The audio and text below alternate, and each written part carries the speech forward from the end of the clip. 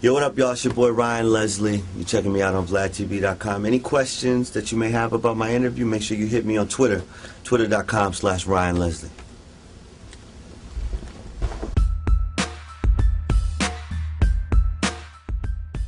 If you look at the Ryan Leslie fan base, and you were to say this percentage men, this percentage women, you know, based on, you can't really tell who's buying the album, but you could tell who's going to the shows and buying the tickets.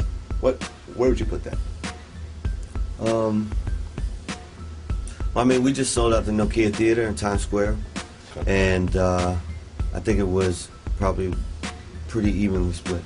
You know what I mean? 50-50. Yeah. And what was even more interesting is that the diversity of the audience, even amongst men and women, when you talk about racial diversity, was actually surprising. I mean, even Sylvia came to me after the show and said, "Hey, Brian, you know, it was really interesting to see that you had white folks, black folks, Asians, you know, Spanish." Spanish. They were all in there, and it was it was a nice, pretty even mix.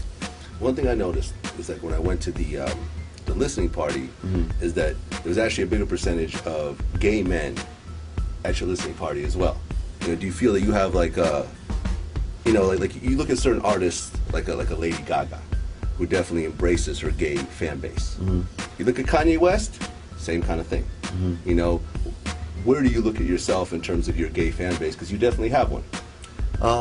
I say this, you know, I do the records to entertain people. So once again, like I said, I'm doing it for those people that actually appreciate what I'm doing. So I don't discriminate in terms of, you know, I don't want a certain group to listen to my music or not to listen to my music. You know, it's like, that's what we do. Entertainment is supposed to actually help people get through whatever discrimination that they're already getting, you know, for being a woman or for being gay or for being, you know, somebody that's, you know, too into their books or whatever. You should be able to listen to music to help you get away from that. You know what I mean? Do you have friendships with gay people?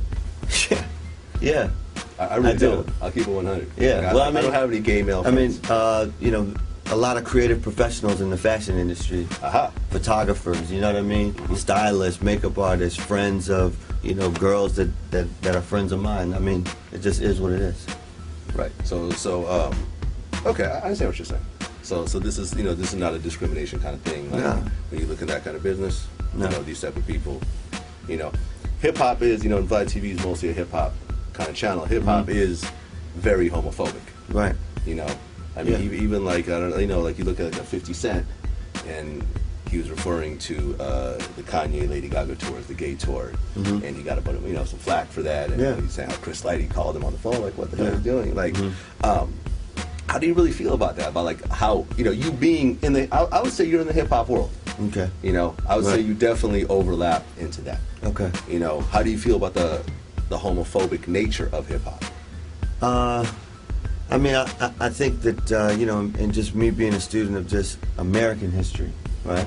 What happens when folks are afraid is that they have, you know, 9 times out of 10, the fear comes from ignorance, you know? So the bottom line is, if you want to educate yourself, it's like, you know, back in the day, it used to be the same thing with black folks and white folks, you know?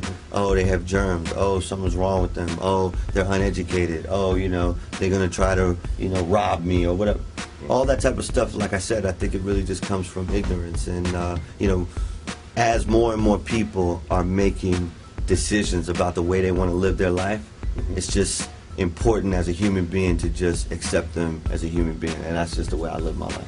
Living in New York, like there was a big uproar recently because the whole gay marriage bill got struck down. Yeah. You know, how do you feel about that? Do you think that's something that should have gone through? You know, before I comment on that, it's something that I would like to research more. You know what I mean? So, you know, my family raised me Christian, you know?